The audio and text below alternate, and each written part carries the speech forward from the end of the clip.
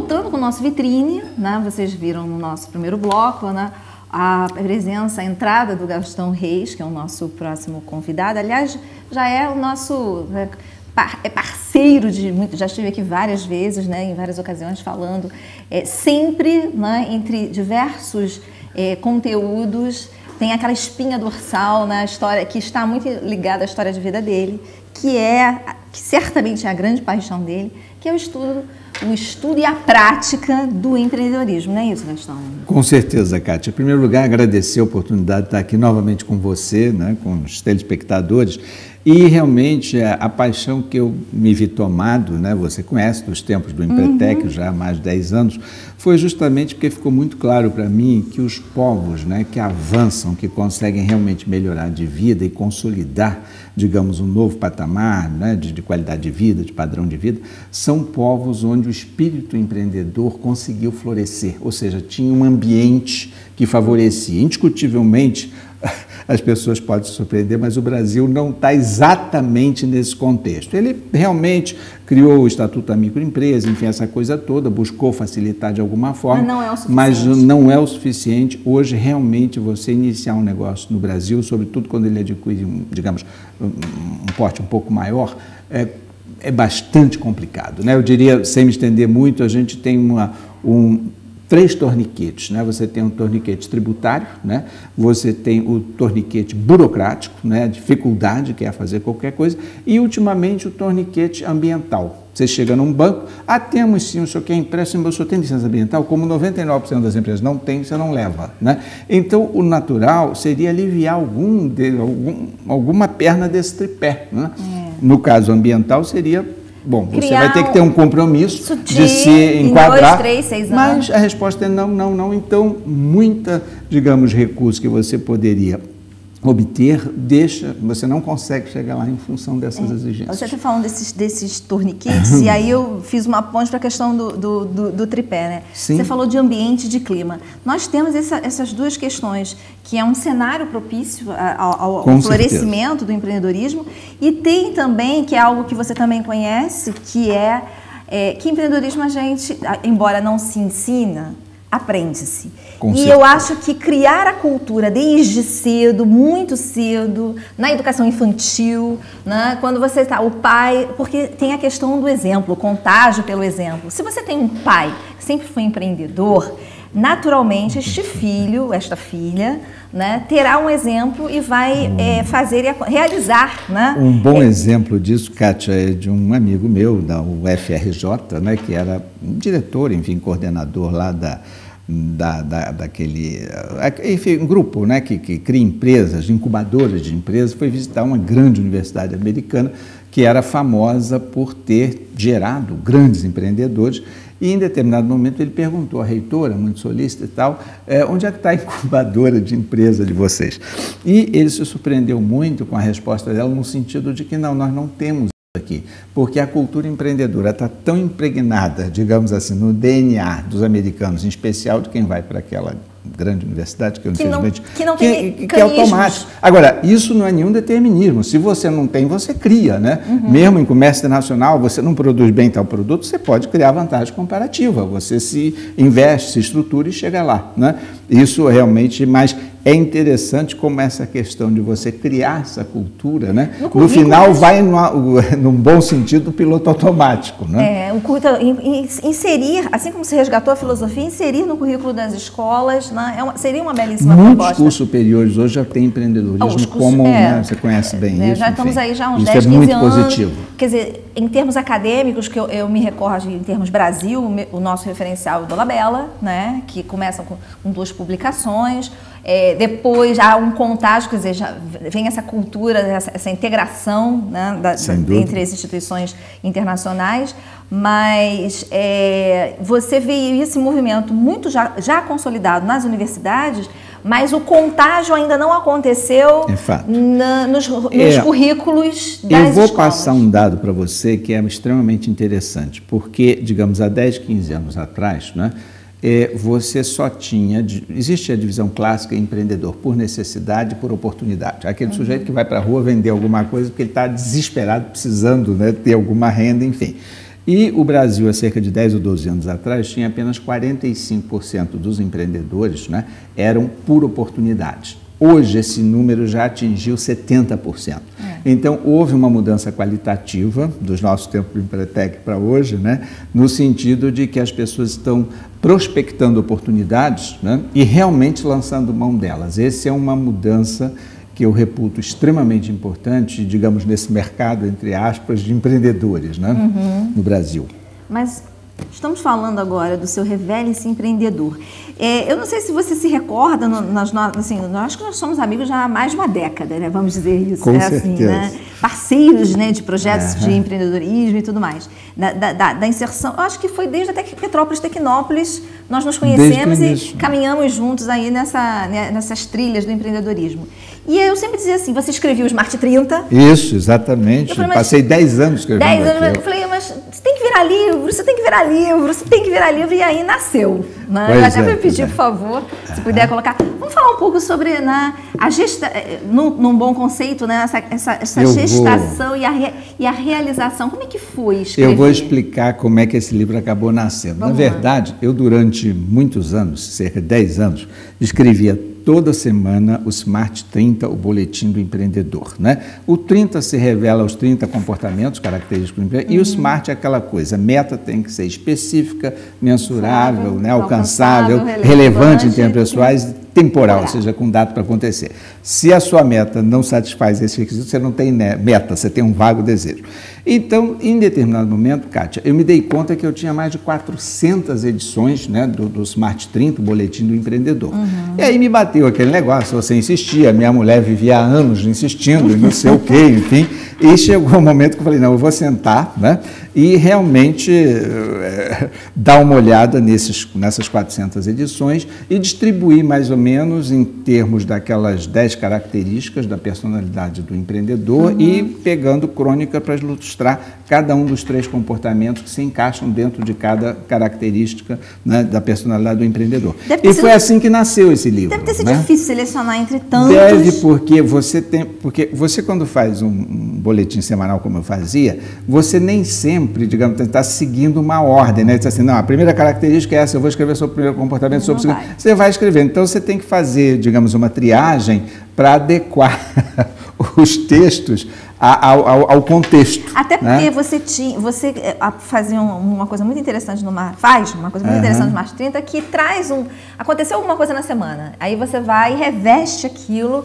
e traz uma abordagem, né? Perfeito. Então, até inclusive, eu acho que seria eu sugeriria o segundo livro. Sem dúvida, uma coisa que eu acho também importante nesse livro é o seguinte, ele é construído na linha do Peter Drucker, da tradição do Peter Drucker, em cima de informações concretas, da vida real, da vida como ela é. Tem muito de experiências pessoais minhas, né, que eu coloco, digamos assim, nessas crônicas que viraram um livro, e isso tem a imensa vantagem de ser um livro prático, não é uma viagem na maionese, né, como certos, enfim, escritores que resolveram mudar o mundo e não mudaram nada, enfim, mas eu digo assim, é algo que permite ao leitor realmente conhecer o caminho das pedras, de como é que você realmente se torna empreendedor, né? Ainda que haja aquele negócio que você falou há pouco da questão, digamos, do tino comercial nato, da pessoa que já tem essa característica de personalidade, mas também pode-se aprender a ser empreendedor. Não, né? Se ensina, né? Você não tem como... Mas eu digo assim, aquele negócio do autodidata funciona, né? Se houver interesse e quiser, hoje você tem uma massa de informação gigantesca nessa área, né? Inclusive nas referências do livro, no final, que são comentadas, eu também dou ali um segundo caminho das pedras para quem quiser ir ainda mais fundo no assunto, né?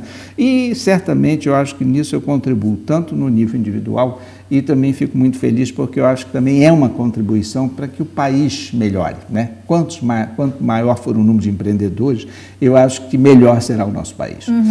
Vamos falar um pouquinho das tuas experiências, assim, um ou dois, para deixar o pessoal com um gostinho de quero mais, né? Sim. Porque o livro, inclusive, está aqui, está conosco, está na Nobel? Já está na Nobel, aqui na 16 de março, e lá também em Itaipava. Em Itaipava. Então, quem quiser ter acesso, a leitura é uma delícia, né? com a permissão da palavra, deliciosa, gostosa, né? Eu, como sou sinestésica, então, essa coisa, eu preciso transformar as coisas, então é saborosa. A leitura, conta aí uma ou duas histórias de experiências próprias que você narra no teu livro. Olha, eu me lembro, uma experiência, ela não chega a ser longa, mas eu particularmente gosto muito, né? Foi uma experiência que eu vivi num dia que eu fui ao Rio, parei o meu carro, né? E tinha que assinar um contrato, coisa assim de 5 minutos, descer e pegar. E o meu carro foi parar, tinha uma vaga, eu parei o carro 2/3, na vaga ficou 1/3 de fora. Eu voltei literalmente em 5 minutos e quando eu chego lá, o carro tinha sido rebocado. Eu não vou poder contar a história toda porque ela é um pouquinho mais longa, mas está aqui no livro, né? E eu me lembro que eu falei assim, eu moro em Itaipavas, se for pegar esse carro no dia seguinte, né, não vai dar tempo. Então foi uma correria, porque já era quase 5 da tarde e a coisa fechava ali às 19. Eu fui lá, paguei, chegou na hora, na volta tinha um ônibus no meio da Avenida Presidente Vargas, né, mas enfim, foi uma correria infernal com uma série de obstáculos que eu fui pulando um por um. Exatamente às 19h15 eu estava dentro do carro subindo a serra para Petrópolis. Essa foi uma vivência pessoal, né, desse livro que eu acho extremamente interessante, porque eu acho que eu já tinha feito o Empretec nessa época, já tinha escrito muita coisa sobre isso, e aquela determinação de que eu vou fazer isso hoje, não é amanhã, porque isso vai me criar um problemão. Eu tinha uma série de compromissos no dia seguinte. Mas certamente, Kátia, se eu tivesse, digamos assim, porque a minha trajetória pessoal é curiosa, eu fui muitos anos um sujeito de perfil nitidamente acadêmico, né? Uma outra coisa que eu enfatizo também nesse livro, não deixa de ser parte da história do livro, é que se você quiser, e eu espero que essa diferença seja cada vez menor, diferenciar um acadêmico de um empreendedor é o seguinte: normalmente o acadêmico, quando ele não conhece algum assunto, ele senta e estuda aquilo profundamente. O empreendedor contrata alguém para fazer o que ele precisa e dá o passo seguinte. E realmente, por exemplo, aí eu entendi a questão de você, por exemplo, aquela coisa assim, poxa, mas o sujeito não estudou quase nada, como é que ele é tão bem sucedido, né? E aí eu contaria uma história que também está no livro, que eu gosto muito, que é um caso famoso de uma entrevista dada pelo Camargo Corrêa, né? O diretor-presidente da Camargo Corrêa, que hoje é uma multinacional brasileira da construção civil, em que ele foi entrevistado já há mais de 20 anos, eu acho, pela Veja, e a repórter olha para ele e diz assim, mas doutor Camargo, como é que o senhor, um homem que só estudou 8 anos, conseguiu montar esse império que é a Camargo Corrêa, que fatura bilhões de dólares, enfim? E ele responde de uma maneira assim que eu achei genial, diz assim, muito simples, minha filha, eu sempre trouxe para trabalhar comigo gente muito mais competente do que eu. Exatamente. Então, uma das coisas que eu acho também é que o empreendedor tem uma certa humildade, né, de, por exemplo, aproveitar os talentos que estão em volta. Né? Eu só pediria que as pessoas não confundissem o fato de você ter muito empreendedor com baixa escolaridade, e tem, mas ele é bom na escolaridade informal, ele aprende na escola da vida. Mas eu digo assim, com outro fato diferente, que é o fato de que num país em desenvolvimento, o próprio empreendedor precisa de gente com alta escolaridade, na hora de parte de informática, na hora de contabilidade, recursos humanos, ou seja, existe sim uma relação entre número de anos de estudo e o seu salário. O que não existe é entre você estudar muito e ficar rico. Aí é outra história. Não, e a questão desse empreendedor que, embora não tenha um ensino formal, mas tem a questão do conjunto de competências, conhecimentos, habilidades e atitudes. Perfeito. A competência de identificar os talentos, as pessoas que podem vir a somar nos seus projetos. Perfeito. Né? E eu acho que uma outra característica do empreendedorismo é essa capacidade de envolver as pessoas com a sua visão de futuro. O empreendedor é um tremendo vendedor. É um grande, ele do produto e do serviço. Eu acho assim, e todos os grandes empreendedores, eles têm assim, eu sempre convido todos a vir fazer marketing, porque realmente a gente aí engrossa, né, digamos assim, o volume de profissionais, porque realmente é uma coisa até assim, quando você vai estudar o marketing, que hoje já é consolidado até como ciência, né, você vê ali e faz um alinhamento com as características comportamentais empreendedores, está tudo ali, né? É marketing puro, né? E muitos deles trazem isso inato já na formação. Eu me lembro de um autor que eu gosto muito, que escreveu O Ponto da Virada, né? Ele chama atenção para um fato interessante que às vezes a gente esquece. Por exemplo, você pega a figura de Lincoln ou a própria figura do nosso amigo Bill Gates, Há também, Kátia, situações em que essas pessoas nasceram no momento certo, por exemplo, ou tiveram o apoio da família, ou tiveram o apoio de outras pessoas, porque esse negócio do empreendedor tem esse lado assim do self-made man, né? Aquela história, eu me fiz por mim mesmo e ponto. Isso é uma meia-verdade, né? É uma meia-verdade porque justamente pelo empreendedor tem essa característica que você acabou de apontar, né, de se vender muito bem, vender bem o produto dele ou o serviço dele, ele consegue, né, atrair as pessoas, né, e com isso, enfim, ele consegue desenvolver o seu projeto de uma maneira que às vezes é espetacular. Mas esses casos, como por exemplo do Bill Gates, a própria figura do Lincoln e outras, eles acabam também tendo um momento histórico certo, né?